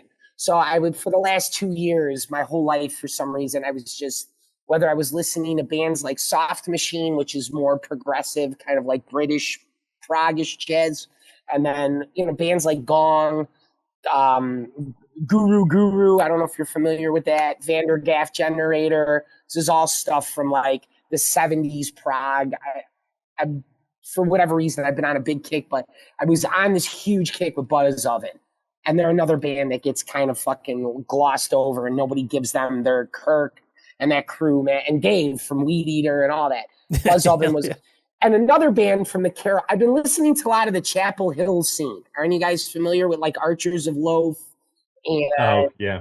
Well, yeah. Archers are a great band. They're another band that were in the 90s. Kind of like, it was like when you heard Meat Puppets and you love Backwater. But if you listen to the first 4 Meat Puppet albums, you go, holy shit, these guys were phenomenal fucking musicians. Those two brothers, they were a 3-piece. And also I've been listening to a lot of Meat Puppets. The first 2 albums, hold on, I can't think. One is Something the Sun. Hold on, just so you guys know. But I recommend Buzzoven's To a Frown and Soars, and then Meat Puppets, Up on the Sun, and Meat Puppets 2 and Huevos. Those 3 albums are incredible, and I recommend you listen to them. I really do if you're a music guy, just overall music. But if you want some hard fucking kick you in the fucking teeth, kick you in the dick shit, listen to Buzzoven. All right? Buzzoven's a badass band, so check them out. And if you want some kick-ass beef, some beef that's going to kick you in the dick, I appreciate go to it. Mr. Beef. 666 North Orleans, Chicago, Illinois. That's wild. 60654. 666. Yeah, the number of the beef. Yep. You guys are the 3 of you have carte blanche with me anytime you're in Chicago. Oh, shit. Get my information, reach out to me, man. Whether I'm here or not, my guys will take care of you. I'm honored you dragged me along to this. This was very nice of you guys. I thought it was great. I threw that out there and you were like, yeah, fuck yeah. So anytime you guys ever want me again to Dunning-Kruger up your fucking thing, let me know.